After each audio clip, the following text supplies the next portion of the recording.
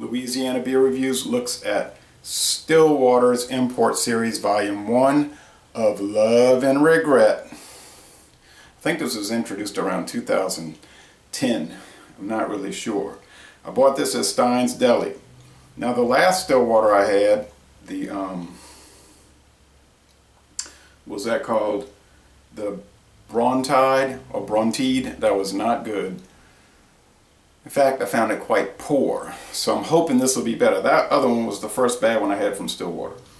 Okay, of Love and Regret. It's got your typical strange Stillwater label design. You got, there's Mick messing, you know, like flirting with Sarah, and there's Stevie coming up behind. I'm gonna kill you. All right.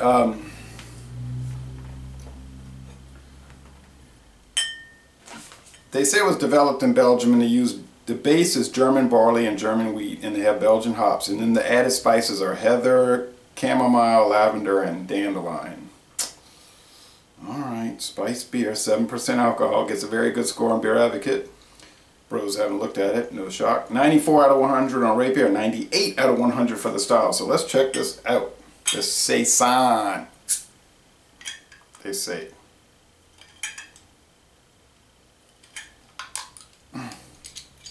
See smoke. The water vapor coming out the top already. Okay. Oh, now it's saying 7.2 on the bottle. On the website for Stillwater they say 7%. Oh well, 7.2. Okay, let's see where it was produced, because they produced these in different areas of the world. This says Stratford. Okay, learn how to speak and then do reviews. Stratford, Connecticut. Alright, so of Love and Regret.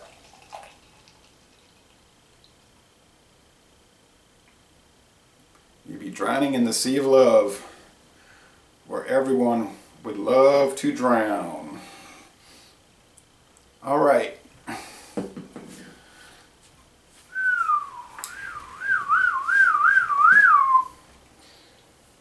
A very thin, I think I'd be thicker in a narrower brim glass, but regardless, a thin white head. I would just say straight up white. The sunlight is not good today, it's cloudy. Try to go walking and get some other stuff done in the yard. Okay, the appearance, yeah, it's hazy. I cannot see my finger through it. Really, I see a shadow of a finger, so it's hazy. Now on the playback, I see it looks orange. From what I'm seeing, it's more of a golden, yellow golden, but video technology can only do so much, and the colors are not always better than my old camera, which was horrible, but the colors are not always accurate. Oh, that is a spicy beer.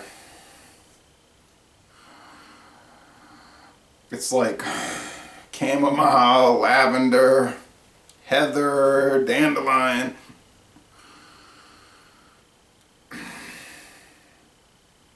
Just go to one of these gift stores, imports like Cost Plus, World Market. I say that a lot because when you go in there and it smells like this beer. It smells like the spice aisle and potpourri. So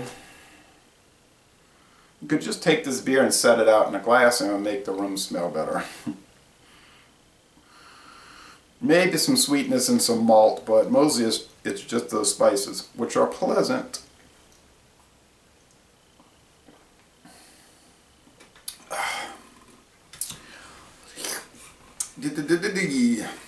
Well, I don't know what to say. It reminds me of Pumpkinhead, which is made with pumpkin, you know, but that Pumpkinhead from Shipyard, and I always say that smells like a spice store. It tastes like that, but no pumpkin. You do get that malt base, that malt wheat base, but it's so minimal, and you're getting, when you exhale, it's like a menthol type thing from the spices. It's like a menthol cigarette. They ought to call this beer, no, never mind. All right.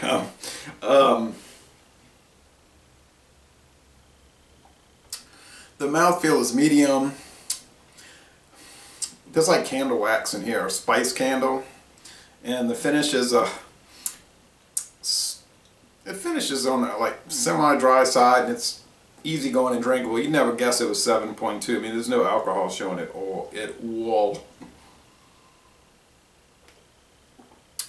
Well, oh look, the flowers are coming out on that vine outside. I'm gonna have to go do a video where I'm standing by that vine with those flowers. Be too windy today though. You pick up a lot of wind. Still like to do it. I'm not a big spice beer person. This kind of reminds me of that Freyok from the British Isles. I think it's Scotland. But for a spice beer, it's a really good one. If you're into that kind of thing. I'm not, admittedly, but some minimal lacing, I guess.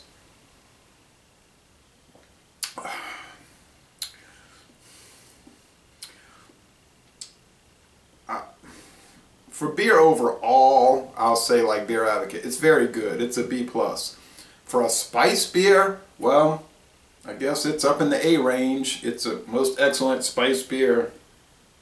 Not my thing, but I know it is some people's thing. I don't think it would pair well with food at all because it would throw off the flavor so much.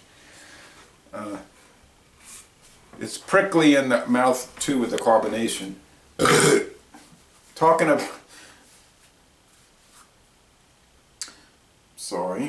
Talking about books, which I do sometimes. I have 2 of these, and I think I had 3, and one guy didn't bring them back to me. I just was given these books. This is from 1965, and it's by Alan Stang, who unfortunately died. He wasn't even that old, about 60-something. He had cancer. It's called, It's Very Simple, The True Story of Civil Rights.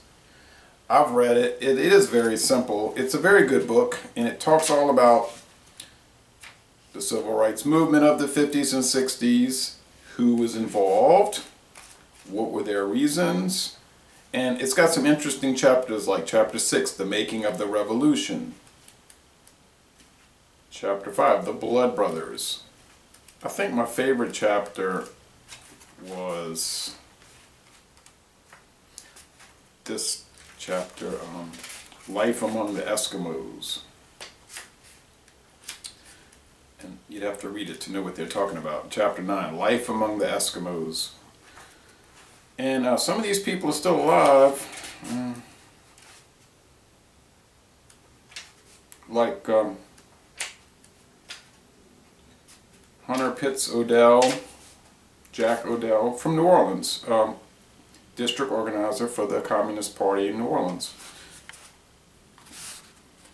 Interesting guy. Jack Odell, he's about 93 years old now. Did a lot of speech writing for that guy. You might have seen his picture.